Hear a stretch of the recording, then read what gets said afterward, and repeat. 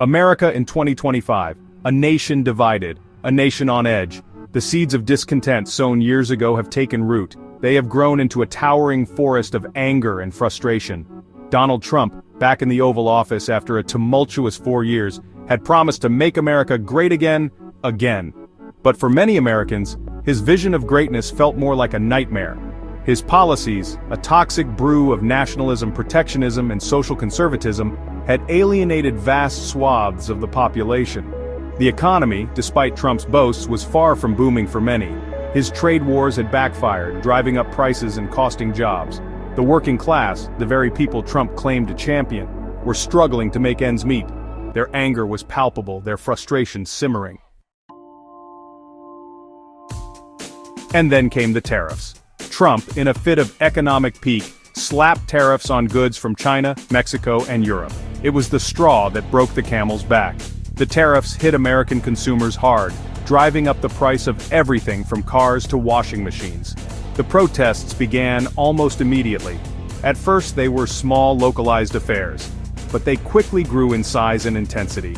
It wasn't just about the tariffs, it was about everything. It was about Trump's assault on democracy, his attacks on immigrants, his disdain for the environment, his blatant disregard for the rule of law.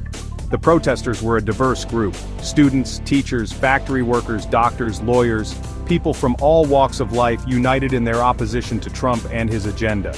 They chanted slogans, waved banners, and made their voices heard.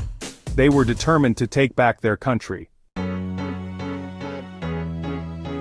The protests reached a fever pitch on April 5, 2025. Across the country, in big cities and small towns, millions of Americans took to the streets. In Atlanta, a sea of humanity marched on the state capitol. In Chicago, protesters shut down Michigan Avenue. In New York, Times Square became a cauldron of dissent. Washington, D.C. was the epicenter of the protests. Hundreds of thousands of people descended on the National Mall, their anger and frustration palpable. They marched past the White House, their chants of "hands off" echoing through the streets. The protests were overwhelmingly peaceful. Yes, there were a few isolated incidents of violence, but for the most part, the protesters conducted themselves with dignity and restraint.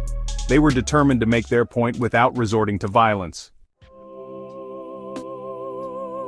Trump, meanwhile, was nowhere to be seen. Holed up at his Mar-a-Lago resort in Florida, he seemed oblivious to the turmoil engulfing the nation.